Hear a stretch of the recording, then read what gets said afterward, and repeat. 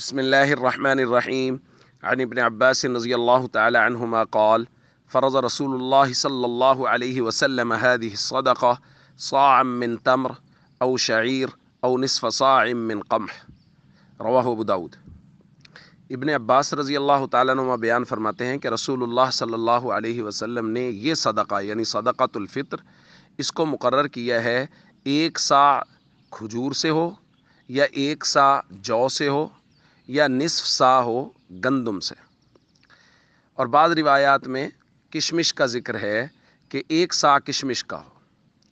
اس کا مطلب یہ ہوا کہ اس کا صدقۃ الفطر کا نصاب چار چیزیں ہیں، کشمش،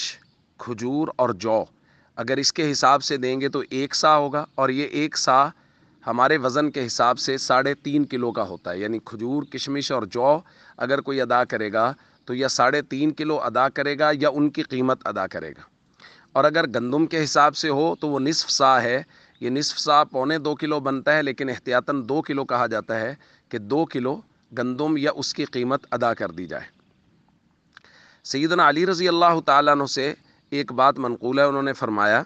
قد اوسع اللہ علیکم، اب اللہ نے تم پہ وسعت کر دی ہے، فلو جعلتموہ صاعا من کل شیء، اب اگر تم ہر چیز کا ایک سا ادا کر دو، یعنی اگر گندم سے بھی صدقۃ الفطر ادا کرنا ہے تو ایک سا ہی ادا کر دو، یعنی گندم کا بھی 3.5 کلو کا حساب لگا لو تو یہ زیادہ بہتر رہے گا۔ لہٰذا مالدار لوگوں کو یہ چاہیے کہ وہ صدقۃ الفطر یا تو کشمش، کھجور اور جو کے حساب سے ادا کریں، یعنی زیادہ صدقۃ الفطر ادا کریں، اور اگر گندم کے حساب سے ادا کرنا ہے تو گنجائش تو ہے کہ اس کا نصف سا یعنی 2 کلو گندم احتیاطاً اس کا حساب ادا کر دیں، لیکن اگر 3.5 کلو کا ادا کر دیں تو یہ زیادہ بہتر ہے۔